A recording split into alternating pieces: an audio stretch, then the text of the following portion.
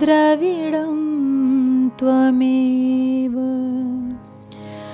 त्वमेव सर्वं मम देव देवा।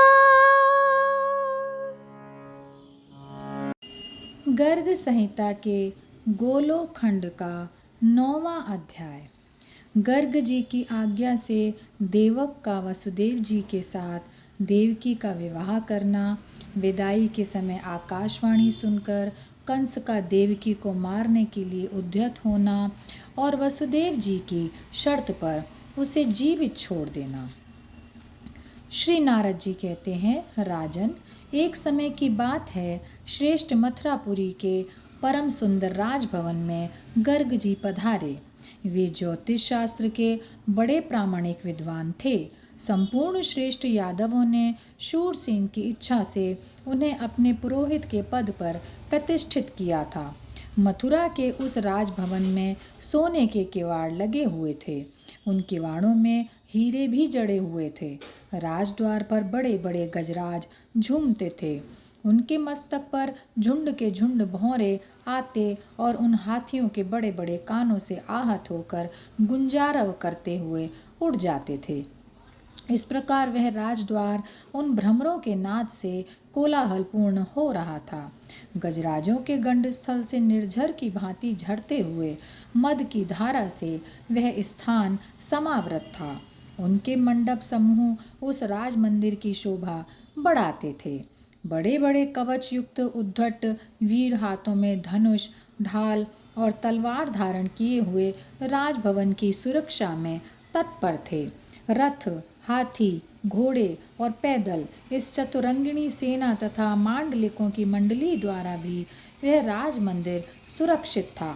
मुनिवर गर्ग ने उस राजभवन में प्रवेश करके इंद्र के सदृश उत्तम और ऊंचे सिंहासन पर विराजमान राजा उग्रसेन को देखा। अक्रूर, देवक तथा कंस उनकी सेवा में खड़े थे और राजा छत्र चंदोवे से सुशोभित थे तथा उन पर चंवर ढुलाए जा रहे थे।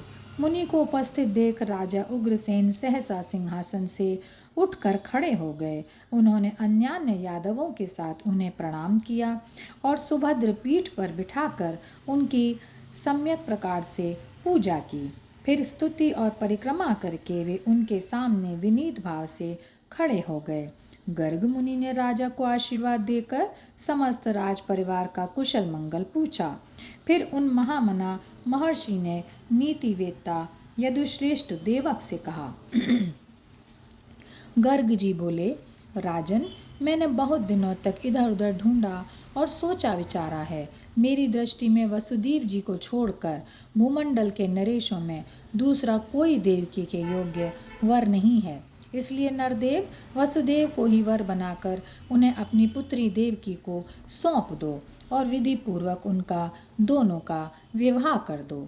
श्री नारद जी कहते हैं, मिथिलेश्वर, गर्ग जी के उक्त आदेश को ही शिरोधार्य करके समस्त धर्मधारियों में श्रेष्ठ श्री देवक ने सगाई के निश्चय के लिए पान का बीड़ा भेज दिया और गर्ग की इच्छा से मंगलाचार का संपादन करके विवाह में वसुदेव वर को अपनी पुत्री अर्पित कर दी। विवाह हो जाने पर विदाई के समय वसुदेव जी घोड़ों से सुशोभित अत्यंत सुंदर रथ पर स्वर्ण निर्मित एवं रत्नमय आभूषणों की शोभा से संपन्न नववधु देव का राजकन्या देवकी के साथ आरूढ़ हुए। वसुदेव के प्रति कंस का बहुत ही स्नेह और कृपा भाव था। वह अपनी बहन का अत्यंत प्रिय करने के लिए चतुरंगिणी सेना के साथ आकर गमनोद्यत घोड़ों की बागडोर अपने हाथ में ले स्वयं रथ हाँकने लगा। हे नृप, उस समय देवक ने अपनी पुत्री के लिए उत्तम दहेज के रूप में 1000 दासियां, 10,000 हाथी, 10 लाख घोड़े, 1 लाख रथ और 2 लाख गौएं प्रदान की। उस विदाई काल में भेरी, उन्तम, मडंग, गोमुख, धुंधुरी, वीणा, ढोल और वेणु आदि वाद्यों का और साथ जाने वाले यादवों का महान कोलाहल हुआ। उस समय मंगल गीत गाए जा रहे थे और मंगल पाठ भी हो रहा था। उसी समय आकाशवाणी ने कंस को संबोधित करके कहा, अरे मूर्ख कंस, घोड़ों की बागडोर हाथ में लेकर जिसे रथ पर बिठाए ले जा रहा है, इसी की 8वीं संतान अनायास ही तेरा वध कर डालेगी। तू इस बात को नहीं जानता? कंस सदा दुष्टों का ही सदा साथ करता था। स्वभाव से भी वह अत्यंत खल दुष्ट ही था। लज्जा तो उसे छू तक नहीं गई थी। वह निर्दय होने के कारण बड़े भयंकर कर्म कर डालता था। उसने तीखी धार वाली तलवार हाथ में उठा ली, बहन के केश पकड़ लिए और उसे मारने का निश्चय कर लिया। उसी समय बाजे वालों ने बाजे बंद कर दिए। जो आगे थे वे चकित होकर पीछे देखने लगे। सबके मुंह पर मुर्दनी छा गई। ऐसी स्थिति में सत्पुरुषों में श्रेष्ठ श्री वसुदेव जी ने कंस से कहा। श्री वसुदेव जी बोले, भोजेंद्र, आप इस वंश की कीर्ति का विस्तार करने वाले हैं। भौमासुर, जरासंध, बकासुर, वत्सासुर और बाणासुर सभी योद्धा आपसे लड़ने के लिए युद्ध भूमि में आए, किंतु उन्होंने आपकी प्रशंसा ही की।